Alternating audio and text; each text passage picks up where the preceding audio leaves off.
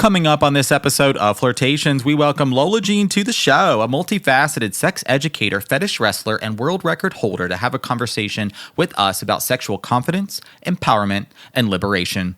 We'll explore whether sexual confidence is an innate gift or is it a skill that can be developed over time. Hint, yeah. So if you feel like you don't got it or aren't sure you got it, you do. Lola Jean and me, we're here for you.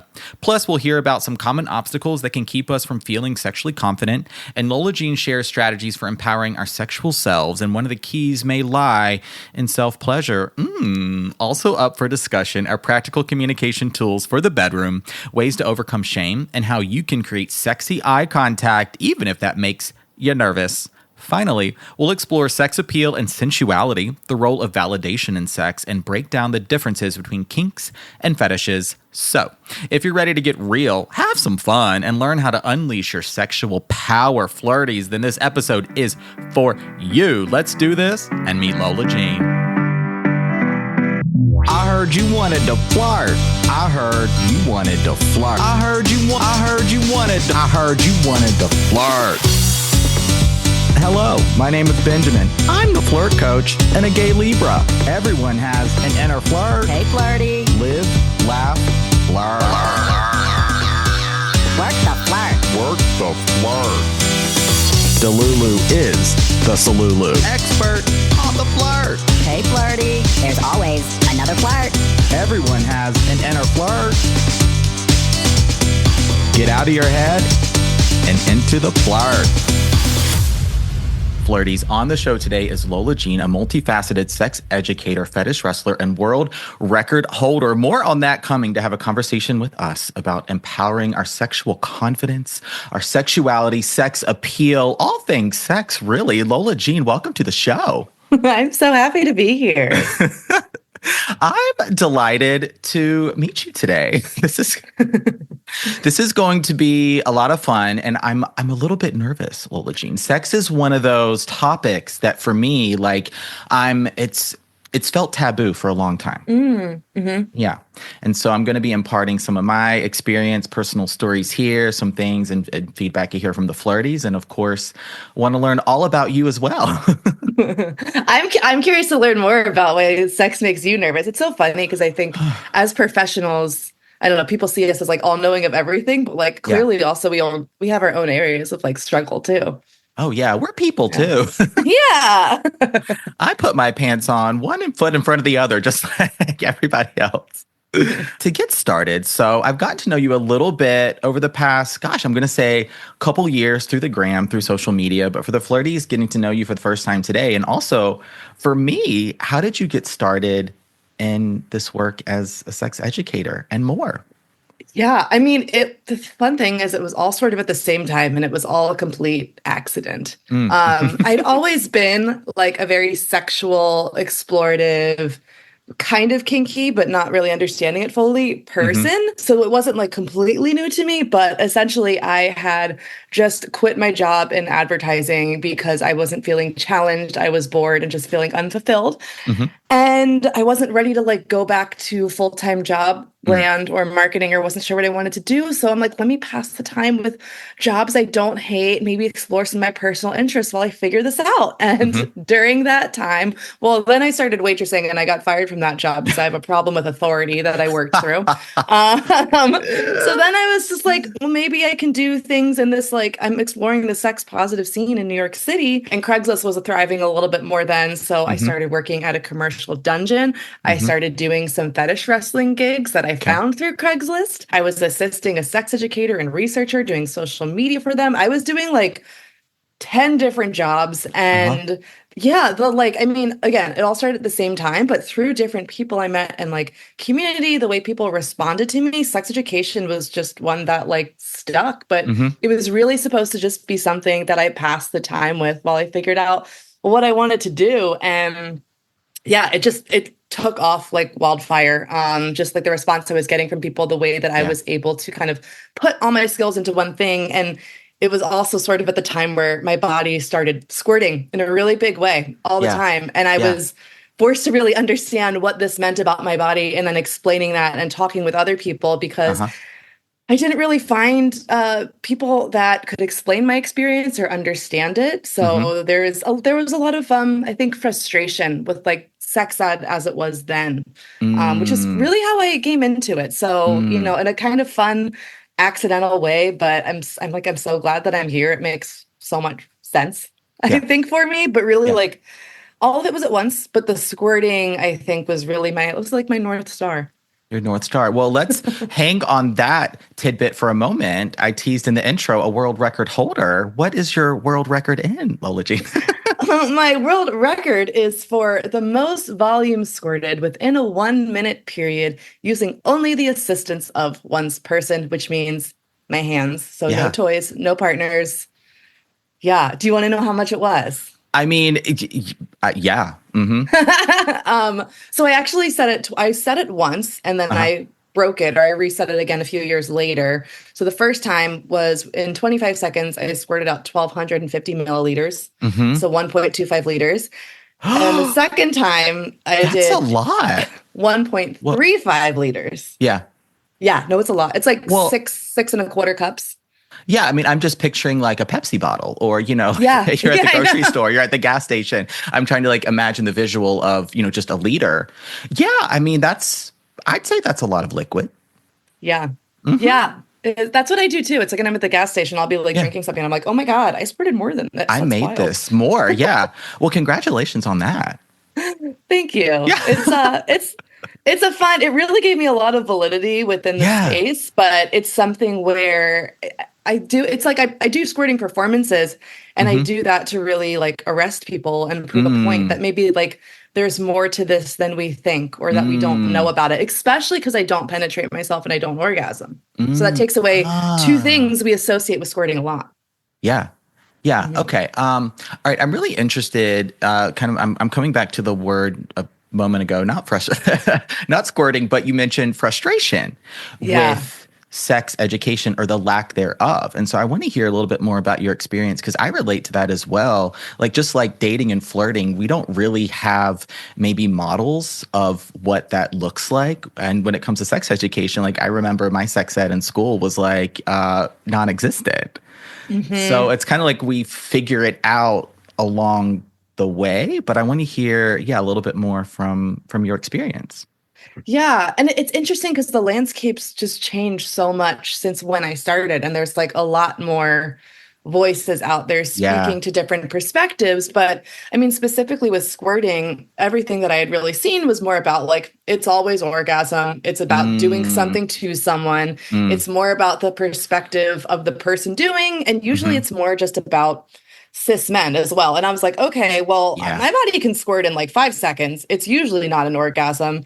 And it's really not about someone doing something to me, or Hmm. sometimes when someone does something to me, it doesn't even feel that good. Yeah. I wanted space, like I didn't realize it at the time, but I needed space to have the full breadth of emotions around my squirting because Okay. everything out there was just like, it's hot. You want to do it. It's amazing. And I'm like, Yeah. but it also sucks sometimes too.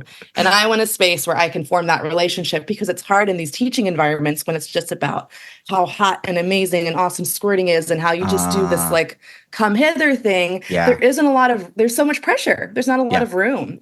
Yeah. And even within like I teach classes on domination and kink, and even throughout my career, I've created language because I feel like the language that was available wasn't serving as communication tools. Right. It was really centered in this lens of desirability Mm, of another person instead of mm, being an agent of pleasure yeah. or Yeah. being sexually confident. It was more about all in the eyes of another person and aspiring to be that. Mm, And I mean, as women, it's really easy to get caught within that loop hmm. too, of like, Hmm. I mean, that's what squirting kind of pulled me out of. It was this big Hmm. aha moment where I realized everything was a lie Mm, because okay.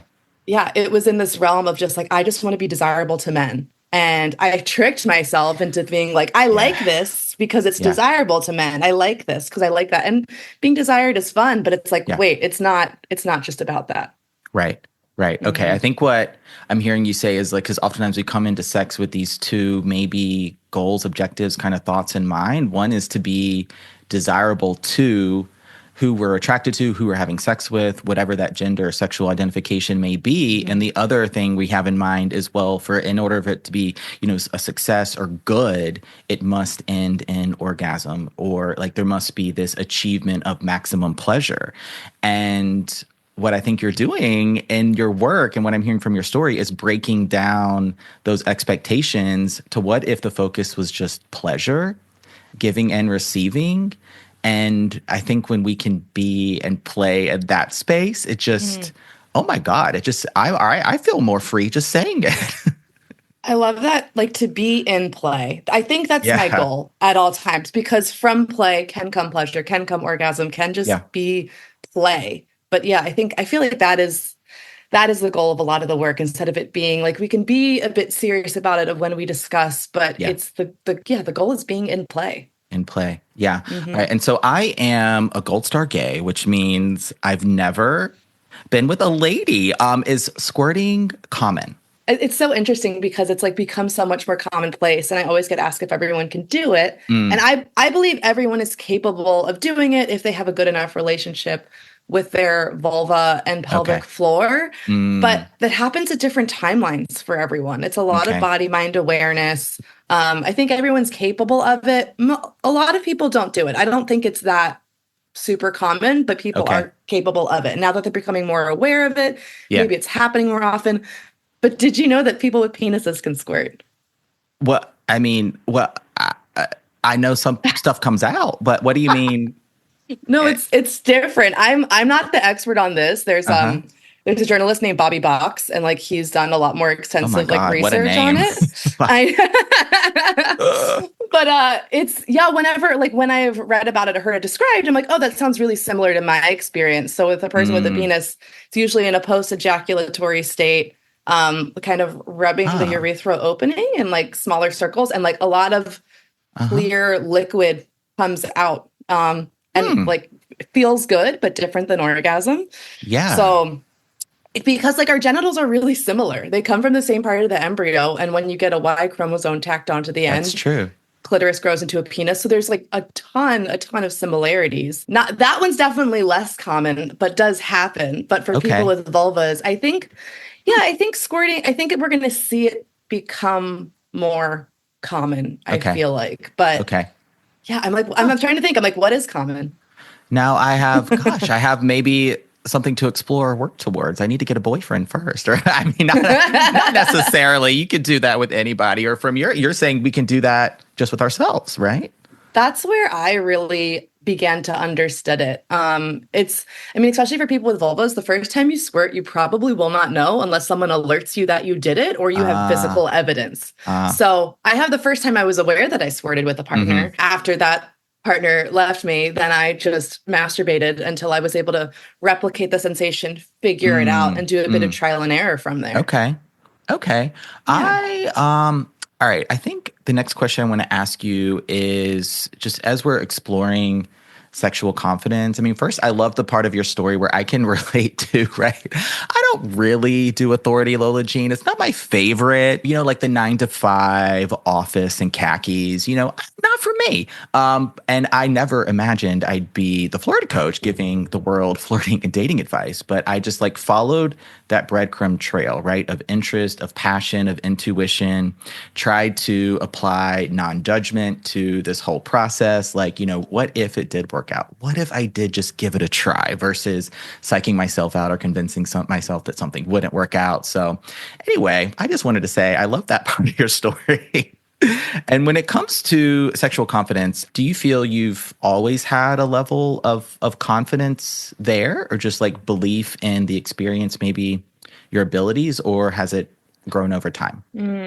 I think it's interesting because I do feel like there's like a natural confidence that I have about me, but I think our idea of what sexual confidence is and what it actually is very different too. Because I think in actuality, I think sexual confidence is comfort and vulnerability. It's like comfort and discomfort, but we think of sexual confidence as like sexual mastery and skill, or body confidence, or that like, I think that I'm hot shit, etc. And I think there's a way, especially in like the past too, where just like I was very objective about it, of just like, I know what I'm working with. I'm Mm-hmm. not going to be like ashamed of myself. Mm-hmm. If somebody is going to shame me, I'm not going to have space for that. But I Mm. was lacking the like vulnerability piece that Mm-hmm. I think kind of left me in this section where I was doing this like sexual mastery performance of sexual confidence, but Yeah. without that level of like vulnerability to it. Mm-hmm. Because really, it's just the confidence to know ourselves and be ourselves Mm. and not to please another person or to get them to like us, but Right. to have Right. them like us and be pleased by us because that we are ourselves. Yeah. Okay. That felt very like Yoda and vague to say. But it's something where Mm-hmm. I think it's a comfort of knowing that you don't know everything, that you Mm-hmm. will continue to learn, Mm-hmm. you will make mistakes. Mm-hmm. It enables you to be present to receive other people with the combination of that and then like seeing ourselves like objectively. Like we don't have to Yeah. love ourselves or love our body, but we can be okay with them and be appreciative of them Yeah. and know that this is the body that we're in Yeah. and understand what it does instead of focusing on what it does not. Mm. Okay. That's Yeah. a important mindset shift, going from Yeah. that mindset of limitedness, of scarcity, to one of abundance, possibility, limitlessness. So do you, I mean, I'm imagining sexual confidence can grow over time. So for the flirty listening that is, and I'm going to share a little bit about my experience in just a moment, but is, feeling maybe a little bit like the word that's coming to mind is trapped or closed off to the experience. They have some anxiety. They're worried about it maybe being awkward or weird or being even taken advantage of, something like that. What would you offer to that flirty? I mean, it's funny. It's like I don't mean to relate things back to squirting, but I think it's something that from teaching it so long, I just Uh-huh. see such a breadth of experience with it. Yeah. And a lot of people come into it with a bunch of hangups of like, I can't do Mm, this, something's wrong with me, or I'm afraid to do this, or what is my body going to do? And it's all these pieces. And it's like the advice that I give there, I feel like can be very applicable, mm-hmm. which is one of like, get comfortable with masturbation. Like, get to know your body and experiences what the hangups are there because it comes infinitely more harder when you add another person to Yeah. that. And Yeah. like there is going to be weird, you're like the same bodies that like orgasm and squirt and bleed are the same bodies that like queef and fart and pee and poop Yeah. and whatever. They just do both things. They They do both do all things. sorts of activity. And especially within that, because it's like, there's like the pelvic floor, which is like such an important part of our body and like a host of pleasure. And it controls all the things: Yeah. urination, defecation, Yeah. orgasm. Ideally, we're doing 2 of those every day. But I think it's like getting comfortable with masturbation, accepting that there are going to be weird and awkward parts. And then Mm-hmm. we can be able to withstand that. We can be able to work through that. Yeah. And it's getting comfortable being vulnerable. There's Foucault, which is a philosopher. There's Yes. something he said like that just stuck with me for like the Uh-huh. entirety of my career Uh-huh. of why do we see ourselves as objects of desire and not agents of pleasure? Mm, And I think, especially within sexual mm. confidence, it's like getting away from just that desirability to be an agent of pleasure and appreciating the things that your body could do, trusting your body that Yeah. it's going to be able to be your teacher, or trusting that you don't know everything about it and you're still going to be able to learn. Mm. And I mean, on that note, I think like educating yourself, whether it's a class, a workshop, an Instagram post, like Yeah. these are Yeah. things that make people a lot more comfortable because they have these things in their mind of that, like, I'm supposed to know everything. Yeah. My body doesn't do that. Something's wrong with it. Mm-hmm. And like 90% of like my squirting class, I feel like it's just making people like exhale, like, okay, now I know Oh, what to expect. I know what the body's going through. yeah. Or if I don't do this, it's actually not that big of a deal. Like it can just happen. It's like, Mm-hmm. etc. A lot of it is just this expectation of Mm. what we're Yeah. supposed to be, what sexually confident looks like, when it's Yeah. like, it's just not that big of a deal. It's being comfortable and then like Okay. flowing with yourself or flowing with another person, reading Okay. them. Yeah. Mm. All right.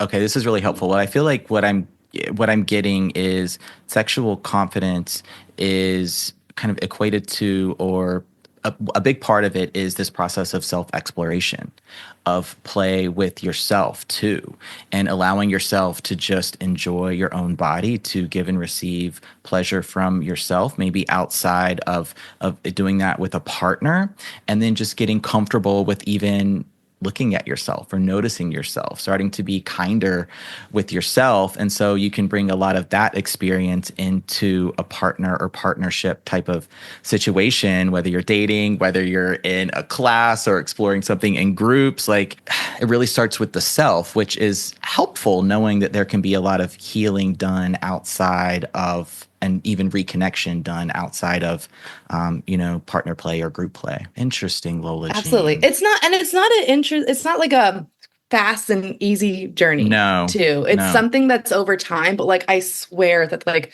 there's healing in the vulnerability and there's growth in the vulnerability, and it feels so scary. Yeah. But when we can build those experiences Yeah. of being vulnerable and then having that celebrated or accepted or surviving, or just like I was vulnerable or I put myself out there and like this person was an asshat or this didn't work out, but like I'm okay.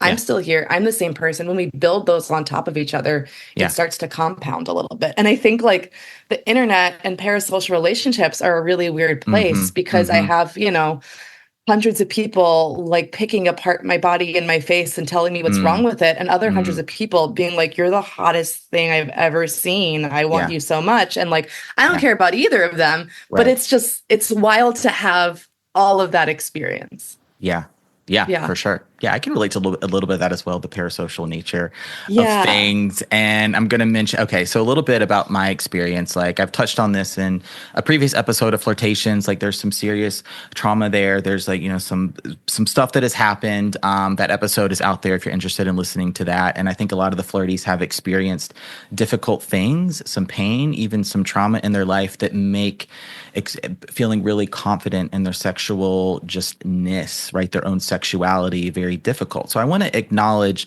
that. And then what else is coming to mind is, as a guy, like, I've watched porn, Lola Jean. I have several times. I think a lot of the flirties have. It can be fun. I like it. But it, I think, creates this expectation of what it's not. It doesn't necessarily mirror real life. It's about how, like, if a guy is staying hard for 30 minutes, which like isn't really realistic without some assistance. It's more, I think, natural to see some ebbs and flows and hardness throughout the sexual experience. So right away, you're setting yourself up for something that may feel bad or wrong, or you're embarrassed when you can't stay hard for 30 minutes. And you just want to, like, you see the porn stars that just come like volumes, right? And they like shoot the headboard.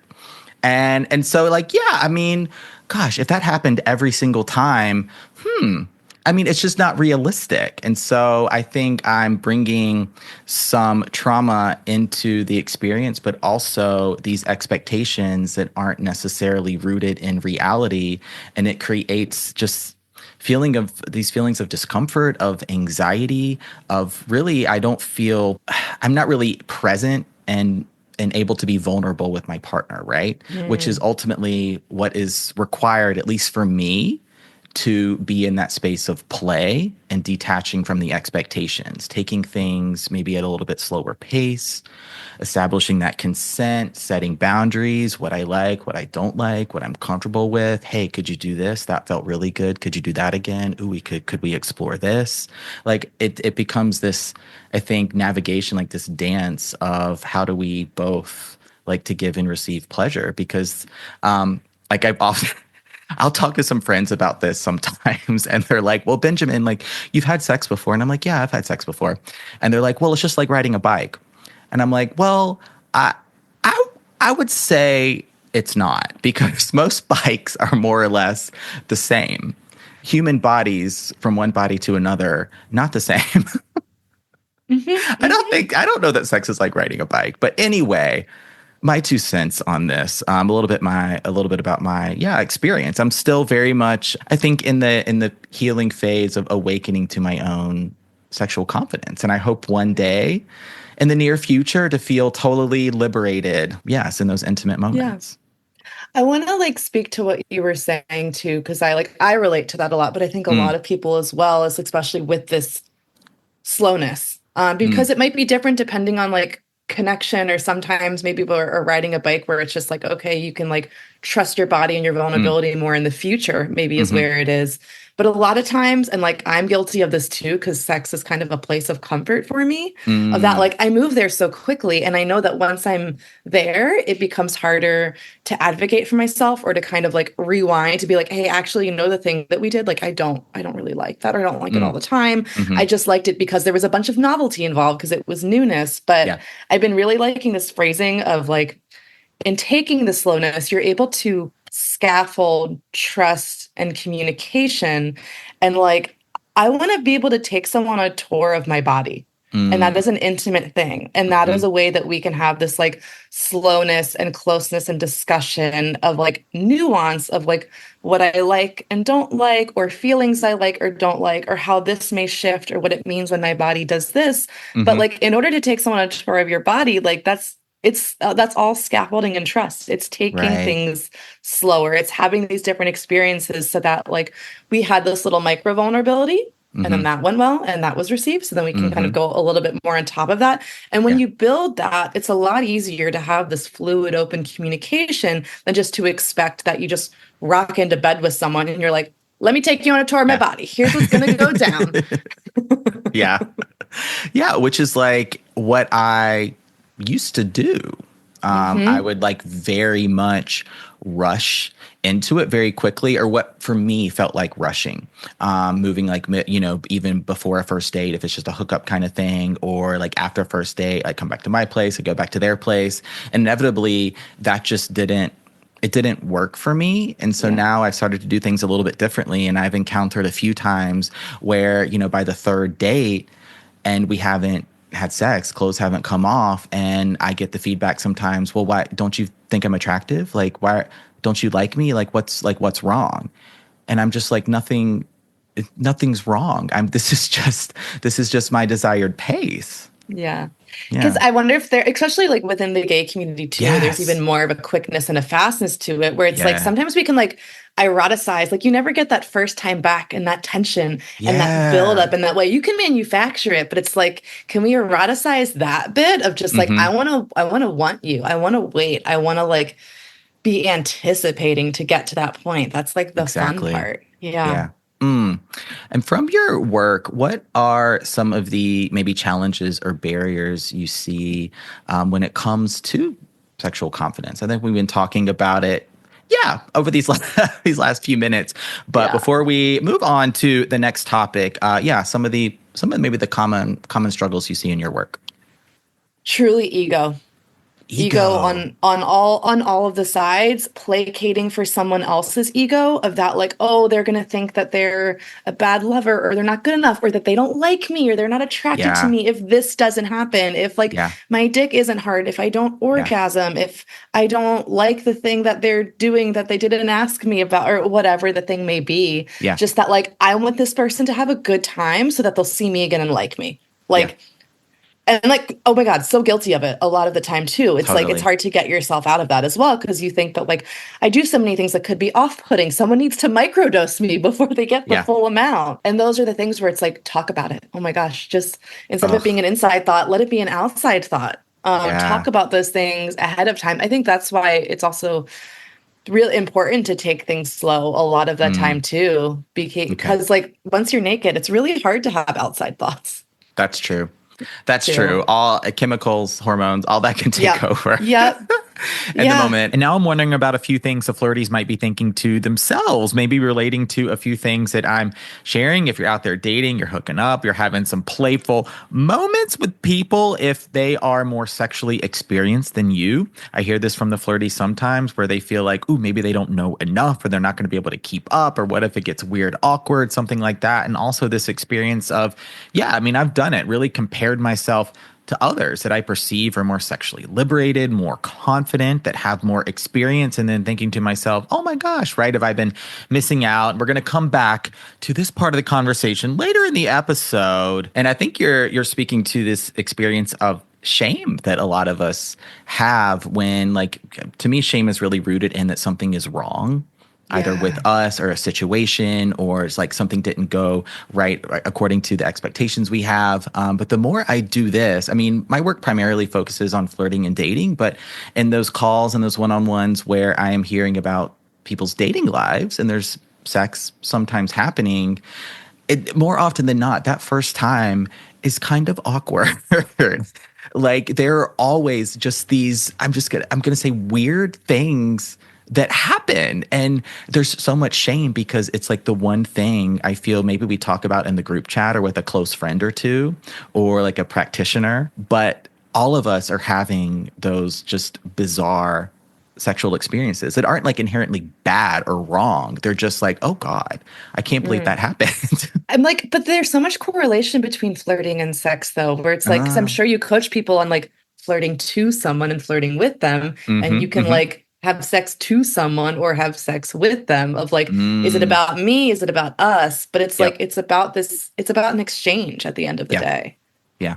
Yeah. What are some communication strategies, perhaps, or maybe even with body language, eye contact, that the flirties can bring into their sexual experiences, right? To be in that space of play?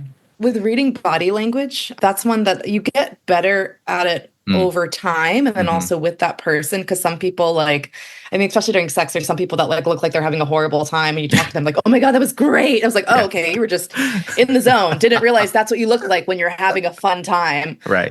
Or like sometimes when I orgasm, I look like I'm in pain. And it's like, no, it's a good thing. Yeah. I'm just really concentrated in my brow.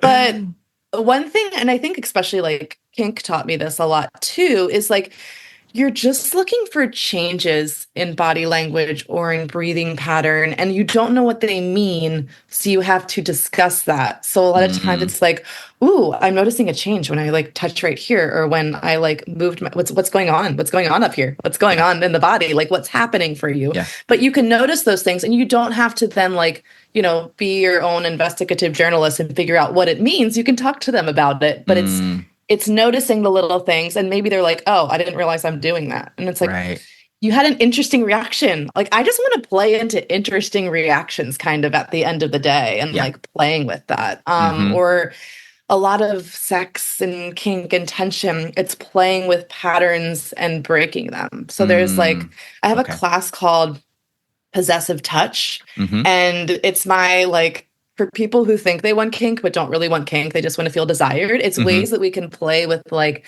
natural breathing patterns of like, we can trick our brains and our bodies of doing like bated breath, where we're like, like those little things. It's just like, oh, it's so juicy and fun. And like, there's ways that we can kind of play with it to excite ourselves, to excite someone else, to kind of have this more of like grabby kind of primal touch or things like that. So we can read the natural body language.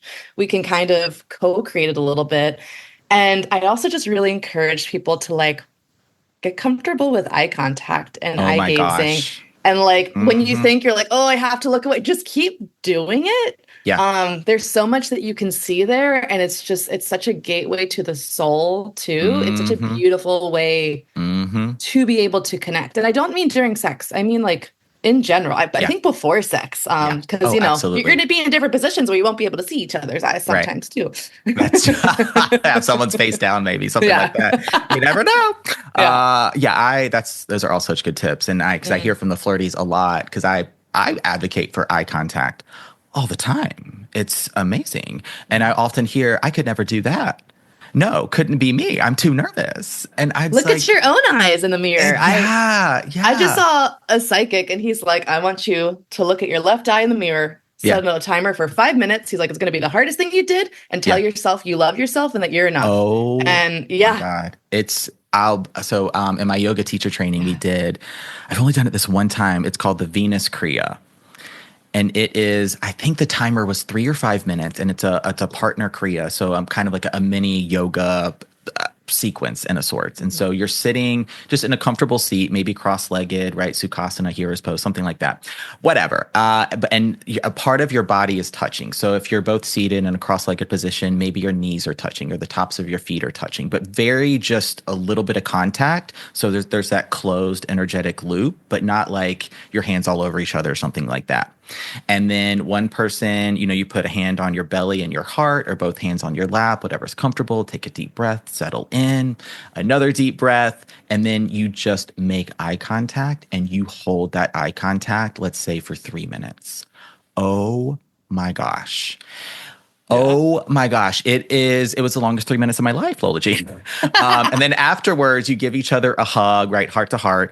You do the heart-centered hug, hold it for, I think it's, is it 15 or 20 seconds? But there's an actual time limit where the body transitions out of that sympathetic kind of flight-fright response into the parasympathetic. And so the idea with creating this connection, this vulnerability, and then building some trust after that, hey, we're safe, we're okay, is to just break down some of those, honestly, mental walls, those mental barriers of, wow, this is really uncomfortable. But yeah, I mean, when you're out in public, you're not going to stare someone down for 3 minutes, probably. But Yeah. but eye contact, it's so wonderful and amazing. It's so good. And flirting and sex and so many things. I'm like, that kind of sounds like sexual confidence to me. The ability to like stare into someone's eyes and then like feel like not break it. Or what if we continue to do that? And you still have to, you have to be feeling the person, because then they would just be like, wow, this is making me really uncomfortable. It's like, why is that? Like, yeah. Yeah, and then me, I'd start just nervous laughter, right? Like, like I'm trying not to like break character. I'm like, but you just got to go with it, right? You got to do your 3 minutes. I don't know. I think that's sexy too. I love laughing. I love, imagine like eye contact and then like laughing with it too. Ooh, so fun. Okay, we're gonna stay here for one more moment. I'll share some of the communication things that I feel like have helped me a little bit, as I'll do, because I used to just be so in my head that I wouldn't like make any noise or give any verbal cues.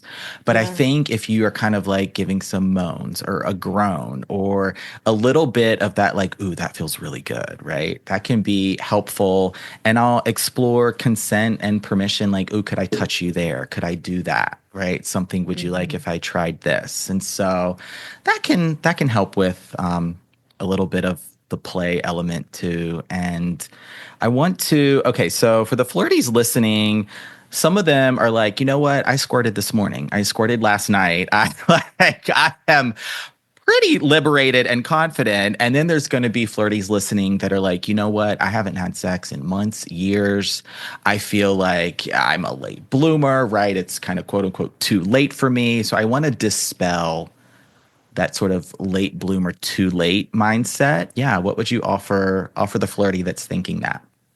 I mean, one is that like, for as far as squirting goes too, I have people that contact me. They're like, okay, I can do this and I'm in my 60s or 70s. Like, what's going? I didn't know that like my body could do this the whole time. Yeah. And I mean, specifically also people with vulvas, because of like the intense hormonal changes that happen with the cycle, but then also with like perimenopause and menopause, like you get a new body every week. You get a new vulva every week, every month, like every so often throughout time. Yeah. So like there's always going to be more to learn. But even when it comes in terms of like queerness or kink, like that, I understand the sentiment, and I think we can have a little bit of time of grief and mourning of like, I didn't know as much as I know now, but that's going to continue to happen to us also like throughout our lives. And like, we know now is the thing too. And there's someone who's, 10 years past you who's probably saying the same thing. Yeah. And they're like, I wish I was that person 10 years ago, and who knew then? Or like, we feel like we have this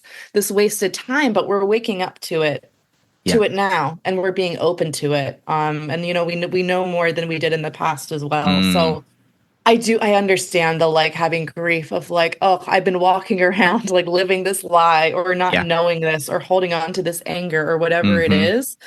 But now we can take advantage of it. So your pain and your frustration is totally valid. Yeah. But there's so many people also, if it helps, that are like just like you and figuring it out, and like, now now you have the wool pulled back over your eyes. Exactly. Yeah.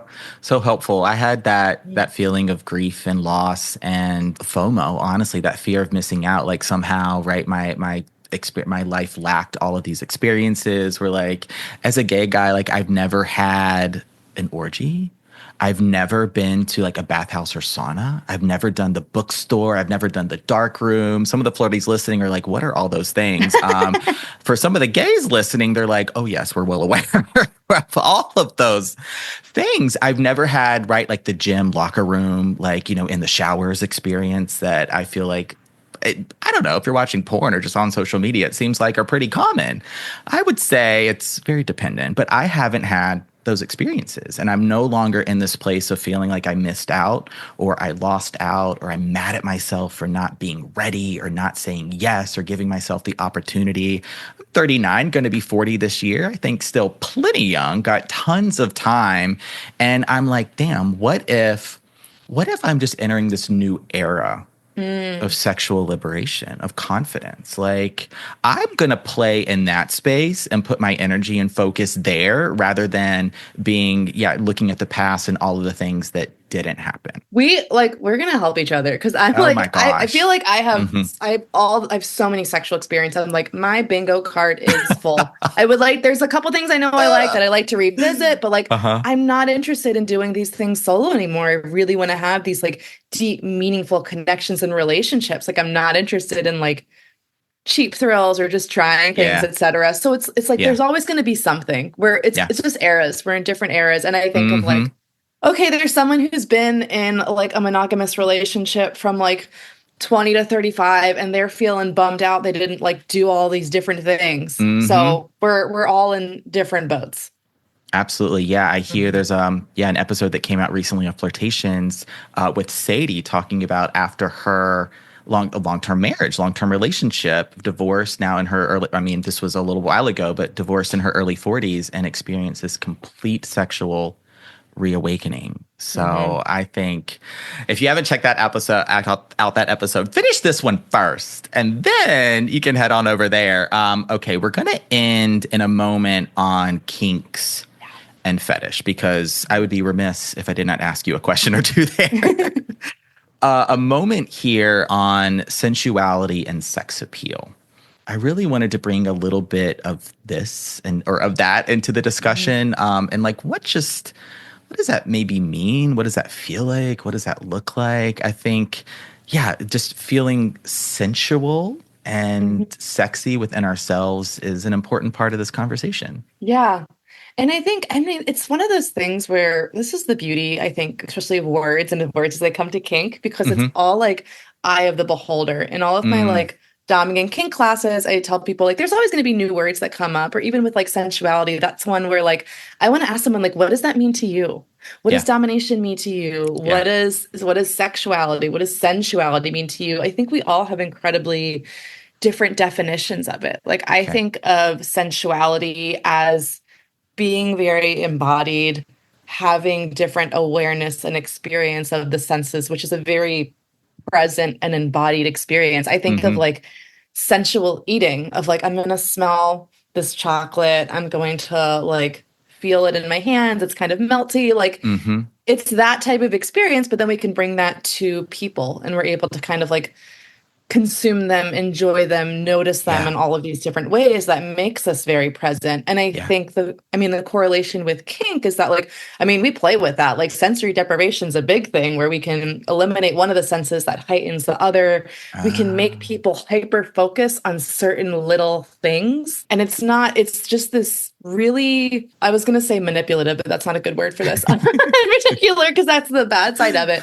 But it's a very like, moldable, malleable place where we can play and isolate and like really have a better understanding and communication that can make us more comfortable, mm, allow ourselves to let go and be more present. mm, But ultimately, like for some people, sensuality is just like I'm most of my body when I'm like moving and yeah. dancing. It's really like not even related to sex in a Yeah. way. Yeah. It's more just about being in your body. And then we can couple that with sex. We can couple Yes. that with sexuality as well. But I think on its own, kind of like kink, it doesn't have to be related to sexuality at all, but it still feels nice. It still feels real Yes. good.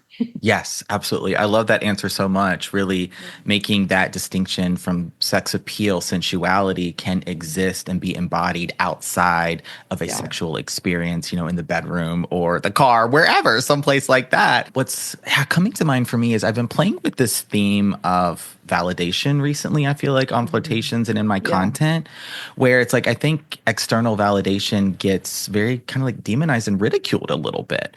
But I think it's okay to want a compliment, to want to feel attractive to your partner, your boyfriend, girlfriend, right? Whoever, your sexual partners. Like that's all well and good. But then having your entire experience hinging on someone else's approval of validation, that's where I think we get into trouble. And that's where a lot of my just own inner healing work has been, a lot of work I do with the flirties too. And so starting to make that distinction between, am I dressing for them? Am I looking this way for them? Or am I doing this more for me? And then I love how you were talking about the senses. It's like, how does this, like, I love wearing a silk fabric or some linen. It feels very nice on my skin, Lola Jean. I love it. The way it just sort of like caresses like my arm or my chest, and I've got the hair, and it just feels really nice and soft. I love it. I love it. And sometimes I'll do a little something extra with my mustache, not for them, for me. Because that's how I'm feeling. And so it's about just empowering your own confidence. Yeah, with what you do with your style, your aesthetics, clothes, hair, something like that. But also just, as we've been talking about throughout this conversation, with your mindset, with your attitude, with your outlook, with your presence. Yeah. It's truly, and it's mostly that, because if you can feel comfortable and good and you wear something that you're like, oh, I love the way this feels, this makes me feel hot, I like showing off this part of my body or this color, like that is sex appeal and sexual confidence, and that is palpable. Like I'm often told that like there's an energy about me or whatever it is, because like I think it's when I made that shift of like being desirable for other people and being desirable for myself, like that was the most palpable thing to other people. And that's where I was kind of like, I can get anyone that I want. That's kind it. of feeling That's comes it. from. Yeah. Oh, but I my wanted to go gosh. back to I think about validation a lot too. It's a really big thing in kink as well. Okay. It's like the most popular thing in kink in a lot of different ways. Okay. But to bring it back to flirting, one question I really like to ask for people to ask themselves or to other people is like, it's like a compliment value system, because compliments are going to feel better when they come from people that you value or you want them from versus a stranger. And then also if it's something about yourself that you value or insecure about. So like I often ask people on dates a lot of just like, what are types of compliments that you like? Like what are the things that you value about yourself? And this could be anything from like my work ethic to like my muscles, because a compliment's going to hit differently if I like, compliment you on your clothing versus like your mustache or like your artistry or your jokes or something like that. There's different things. There's different things that we value about ourselves. So it's like you want to be able, you can understand someone better of like what do they value in their life, and then also you can like give someone a much more meaningful piece of validation too. That's really good. I like that. Should we end on a little bit of kink? Yes. I mean, we've been talking about it off and on throughout the conversation. I'm not even sure where to start. What would you like to offer the flirty? Yeah. I think it's one of it's something I know I come back to it so often, and it's like, kink is not the most important part of my life, but I think it's such an amazing and valuable learning tool, because it's a space where we can be like really didactic and like we can boil things down and have these vulnerable conversations in this like contained environment. But so I have a theory that I think a lot of things within kink are related to releasing insecurities one way or another. We can validate them or we can invalidate them. There's that validation piece of it coming in. So a lot of people just feel like they're not good enough, or they're not recognized for the small menial efforts they do in their life. No one's telling them good job for taking out the trash anymore or something like that.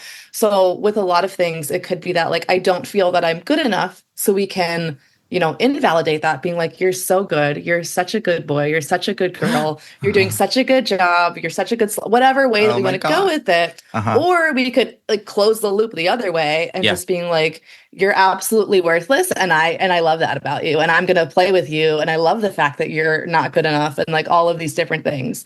So it's different, and Ah. that's the piece of where like we were talking before about like is when people say kink is healing, Mhm. there's a part of me that like doesn't like that phrase because I'm like, but it's also just pervert shit, and that's fun. It could just be fun because it's pervert shit. Okay. But there's a reason that's like healing as well. We're not Sure. necessarily reliving our traumas or acting them out, though we can. That's a lot of times where insecurities can come from. What's healing about kink is that there's a space where we can feel seen and Mm. acknowledged, and someone continues to engage with us Mhm. for whatever that thing is. So it's like we're Mhm. closing different loops in some ways that gives us a bit of smooth brain, Okay. makes us feel complete, makes us feel a little seen, makes us feel held. There's a lot, and in that space of vulnerability, there's a lot of danger that can happen if someone mismanages or they don't hold us, or they are holding us and they just let us go. Yeah. But when people say kink is healing, like I really do want to clear that up. It's not necessarily directly related to a trauma. It's really just this space that we can, ask for, like, I have this desired feeling. Here's how I want to feel. It's not just Yeah. like, let's just do some weird stuff and hit each other and see what that's about. Because maybe you learn that like someone spanks you and you're like, I don't like that. I Mhm. don't want to Mhm. feel pain. I just want to feel Mhm. good. I just want Mhm. someone, or like I want to play. I want someone to like growl and like paw at me so I can Yeah. feel like their property in this like Yeah. caveman way, but in a negotiated context. Yeah. So Mm. there's a lot of different routes to go. Uh-huh. So don't think that you try one and you're going to feel healed. But when you find your thing, it's honestly just like rinse and repeat. It's the same thing in a different outfit, Okay. figuratively and literally sometimes. Okay. Yeah. Mm. And this is okay. I'm glad we're starting to conclude the conversation on Yeah. kink, but opened with sexual confidence liberation. Yeah. Yeah. I think helping us ground into the conversation. Yeah. And I'll say so. Recently, I Mm. have a big praise kink. Giving, receiving, both. Receiving. Yeah. Oh What's my the God. is there a certain, is it a phrase? Is it verbal, or is it, how does it manifest? Like when I'm just told like good job or that I'm doing something really well, and even if Yeah. there's a little bit of, I'm gonna say like hierarchical language, like being called, like I don't really get into the daddy, but if someone were to Yeah. call me sir, Oh. it does something to me, Lola Jean. It does something to me. I think what you were saying a moment ago, it validates this Yeah. insecurity, but kind of like twists it on its head. And now all of a sudden, this thing that I felt shame around or felt bad about, I get to really feel good about and Mm-hmm. release and Yeah. be in the moment. And in that way, it is playful, it's fun, and can be really healing too. Yeah. It's like there's God, honestly, it's like the service motivation is, I have like a little quiz on my website that's been there Mm-hmm. for like 8 years, and like, I don't Mm-hmm. know, over 20 or 30,000 people have taken it. And like Oh my 60% God. of people service oriented. They just like a Yeah. system of validation of just, I know what's expected of me, or I feel appreciated, I feel seen. Like these are Yeah. just such common good. Yeah. And it's like that feeling seen. That's like what a lot of us just That's want at what the it end of the day. is. When to feel seen as we are. Yeah. Oh my gosh. I'm going to squeeze in one more question. Is there a difference between a kink and a fetish? Yes, and Yes. Okay. I have a little bit of a bone to pick with it, because I think I've like added a couple definitions to it, but a lot of times people will say, well, fetish is something that is required in order to have an orgasm, which is one, like Ah, non-inclusive of people on the asexual spectrum, or that kink does not have to do anything with kink or orgasm. It can be that, but also like I have a mustache fetish. Don't worry, I'm not getting off right now. Yours is glorious. Um, I like to play with them. oh They're God, yeah, me they're too. Oh, good Lord. but like it's something like I don't need that to have a good time, but like I have this Ah, intense fixation, or like I engage with it in a different way. So it could be required to orgasm. It could be something where we're assigning a sexual or connotation to something that otherwise wouldn't be, yeah. like mustaches or pantyhose or Uh-huh. latex or high heels or something. Okay. Yeah, or it could just be like an obsessive like quality. But I think this Okay. ideal that like fetish is like the only thing it can be is requirement. You have to do that every single time, takes away from a lot of things that like are definitely fetishes. Like Mm-hmm. if you really want to play with like pantyhose and stuff, like that's that's probably can be within a fetish category. Okay. If it satisfies this need within you. But I think taking it away from this orgasm component, whereas Yeah. like kink is just anything outside of the sexual norm. And it's also a little bit eye of the beholder. What's kinky to one person isn't to another. Yeah. There's a question of like, is group sex kink? I don't know if it is, but some Okay. people might think that it is too. Yeah. So it's anything that really gets into this like play area. It doesn't have to necessarily have like a dom or sub component. It could just be top and bottom. Okay. But yeah, this is Wow. another one of like, what does that mean to you? Right. Right. You know? Ugh, Yeah. Lola Jean, this has been so helpful. I can't wait to listen back, edit, debut, put it out, promote, all the things. Thank you so much for being on Flirtations today. I think the flirties are going to have some follow-up questions. Where can they find you, follow you, work with you, take the quiz, involve themselves in some workshops? Yeah. Yeah, you can find me. My website is lolajean.com. That's where you'll find my What Kink Are You quiz that takes you into different kink motivations. That's where you can also find my like course library, which is so many courses at this point. I do have a couple of live classes every so often. You can get on my newsletter, and you can also find me on social media at lolajean.com with the DOT spelled out. I also do some coaching sessions. I'm a budding couples therapist going back to school, so I'm doing little bits of coaching, kind of in preparation or leading up to that. Just taking all of my years of experience and then putting a degree to it. Awesome. Congratulations. Yeah, thank you. On that new endeavor. I will have all your links listed here in the show notes below for the episode, Lola Jean. Yes. Oh, and I also forgot too, of like I have another business called 7 Days of Domination, which is on-demand kink education taught by various pro dominants from all over the world. We have a library of like 100 different classes plus still growing. Wow. So if that's something you're interested or you want to become a professional dominatrix, then that might be the avenue for you.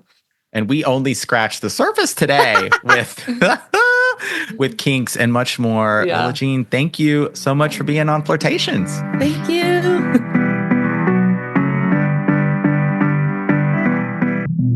All right, Flirties, that's a wrap on this episode of Flirtations with Lola Jean. Thank you so much, Lola Jean, for being on the show today. So many amazing links here in the show notes below for this episode if you are interested in learning more about Lola Jean, her courses, working with her content, the quiz, everything. Check out the show notes, and I guarantee something's going to be calling to you. If you aren't sure where to start with what's calling to you and go from there. I hope you learned a lot and enjoyed this conversation. I know I definitely did. And yeah, I'll probably be coming back and listening to this one again. Some really key takeaways that I myself, the flirt coach, very much needed. Okay. Thank you to you, the flirties, for tuning in, for listening, for streaming, wherever you may be in the world. None of this would be possible without you. Could not. Like I said, I can only listen to my own podcast so many times. My cat Sugar can only listen so many times. It's you. You're the magic of all of this. This is for you. Thank you so much for checking out this episode. Please rate, review, subscribe to the show if you haven't already. If you have, thank you. If you haven't, now's a great time. And then share this episode or another with a friend, a family member, a coworker, a neighbor, someone you even mildly like, someone you want to share some BFE, Big Flirt energy with. I love you for it, and thank you very much. All right, signing off officially here at Flirt Headquarters. My name is Benjamin. I'm the Flirt Coach and Gay Libra Flirty. Happy flirting.